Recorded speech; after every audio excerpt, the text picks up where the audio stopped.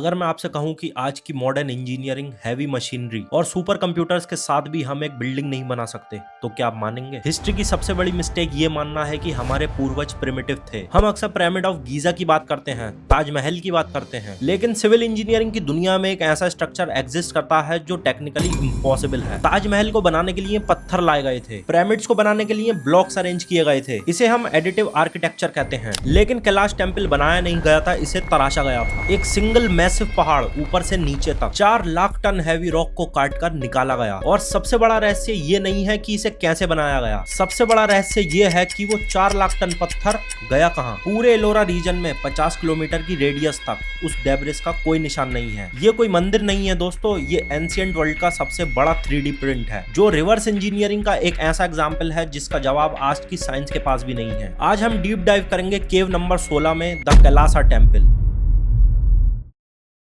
नमस्कार, आज हम बात कर रहे हैं महाराष्ट्र के औरंगाबाद डिस्ट्रिक्ट छत्रपति संभाजी नगर में स्थित एलोरा केव्स की, स्पेसिफिकली केव 16। दुनिया भर के आर्कियोलॉजिस्ट, जियोलॉजिस्ट और इंजीनियर्स जब वो इस स्ट्रक्चर को देखते हैं तब वो हैरान रह जाते हैं। क्यों? क्योंकि स्टैंडर्ड हिस्ट्री बुक्स हमें बताती हैं कि ये मंदिर राष्ट्रकूटा डायनेस्टी के राजा कृष्ण फर्स्ट ने 8th सेंचुरी AD में बनवाया था। कहा जाता है कि इसे बनाने में रफली 18 साल लगे। Sounds normal? अब थोड़ा मैथ लगाते हैं। अगर 4 लाख टन पत्थर को 18 साल में हटाना है, एज्यूमिंग लोग दिन के 12 घंटे काम करते थे, तो हर घंटे उन्हें 5 टन पत्थर बाहर निकालना पड़ता। 5 ton per hour, without cranes, without electricity and without hydraulic drills. क्या ये ह्यूमनली पॉसिबल भी है या हम हिस्ट्री को गलत पढ़ रहे हैं? आज हम कॉन्स्पिरेसी थ्योरीज को साइड में रखेंगे और सिर्फ लॉजिक, डाटा और फैक्ट्स पर बात करेंगे। इस मिस्ट्री को समझने के लिए हमें मोनोलिथिक सबट्रैक्टिव आर्किटेक्चर को समझना पड़ेगा। दुनिया की हर बिल्डिंग बॉटम अप अप्रोच से बनती है, पहले नींव, फिर दीवार, फिर छत। कैलासा टेम्पल टॉप डाउन बना है, मतलब आर्किटेक्ट्स ने पहले हवा में डिसाइड किया कि यहाँ पिलर होगा और यहाँ हाथी होगा, और फिर पहाड़ को ऊपर से काटना शुरू किया। सोचिए अगर फर्स्ट फ्लोर पर पहुंचने के बाद डिसाइड होता कि ग्राउंड फ्लोर के लिए जगह कम पड़ गई है,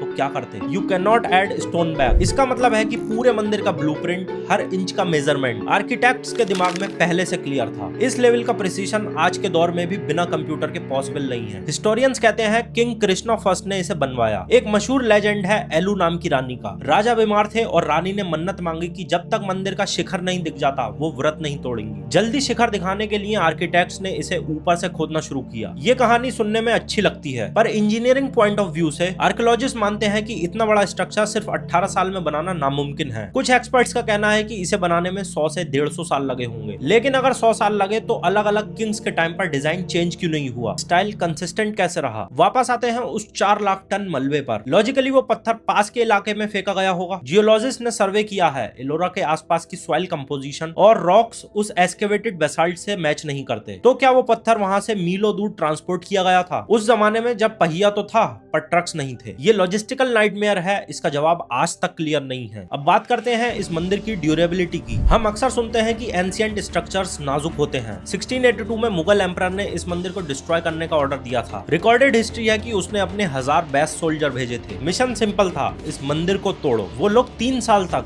ध्यान दीजिएगा, 3 साल तक कोशिश करते रहे। रिजल्ट, वो सिर्फ कुछ मूर्तियों के चेहरे खराब कर पाए और कुछ सीढ़ियां तोड़ पाए। The main structure stood untouched. पत्थर इतना सख्त था कि उनके टूल्स टूट गए पर मंदिर नहीं टूटा, और आखिर में औरंगजेब ने हार मान ली। यहाँ एक कॉन्फ्लिक्ट आता है वेस्टर्न नैरेटिव और इंडियन रियलिटी के बीच। हमें पढ़ाया जाता है कि टेक्नोलॉजी लीनियर होती है, यानी हमारे पूर्वज कमजोर थे और हम स्मार्ट हैं। लेकिन कैलासा टेम्पल इस थ्योरी को चैलेंज करता है। क्या हो सकता है कि उनके पास कोई ऐसी टेक्नोलॉजी थी जो वक्त के साथ खो गई? मैं एलियंस की बात नहीं कर रहा, मैं लॉस्ट एंशिएंट टेक्नोलॉजी की बात कर रहा हूँ। जैसे दमेस्कस स्टील बनाने की टेक्नोलॉजी खो गई। हो सकता है कि रॉक कटिंग की कोई एडवांस एक्स्टिक या केमिकल टेक्निक रही हो जो हम आज तक नहीं समझ पा रहे। कैलाश टेम्पल सिर्फ एक पूजा स्थल नहीं है, ये इंसानी क्षमता का सबसे बड़ा सबूत है। आज हम जो भी चीज बनाते हैं, हम कॉस्ट और एफिशिएंसी देखते हैं। जिन लोगों ने कैलासा बनाया उनके लिए टाइम कोई फैक्टर नहीं था, उनके लिए डेडिकेशन सब कुछ था। सोचिए उस स्कल्पचर के बारे में जिसने अपनी पूरी जिंदगी सिर्फ एक पिलर के डिजाइन पर लगा दी होगी, जिसे पता था कि मैं इस मंदिर को पूरा होते हुए शायद देख भी ना पाऊं, पर मेरा काम आने वाले हजारों सालों तक रहेगा। हम आज डिजिटल एज में हैं, हमें लगता है हम एडवांस हैं, पर क्या हमारे पास वो पेशेंस है? क्या हमारे पास कोई विजन है कि हम आज कुछ ऐसा शुरू करें जिसका फल हमें नहीं, हमारी 10 जनरेशन को मिलेगा? कैलासा टेम्पल हमें सिखाता है कि इम्पॉसिबल सिर्फ एक शब्द है जो हम अपने दिमाग की सिर्फ लिमिटेशंस के लिए यूज करते हैं। ये सिर्फ पत्थर नहीं है दोस्तों, ये विल पावर का सिंबल है। आपको क्या लगता है, क्या ये सिर्फ छैनी हथौड़े का कमाल था या वाकई कोई लॉस्ट टेक्नोलॉजी आर्कियोलॉजी थी और वो 4 लाख टन पत्थर कहाँ गया। अपनी थ्योरीज कमेंट्स में जरूर लिखिएगा। वीडियो पसंद आया तो शेयर कीजिए ताकि ये सच्चाई और लोगों तक पहुंचे। जय हिंद।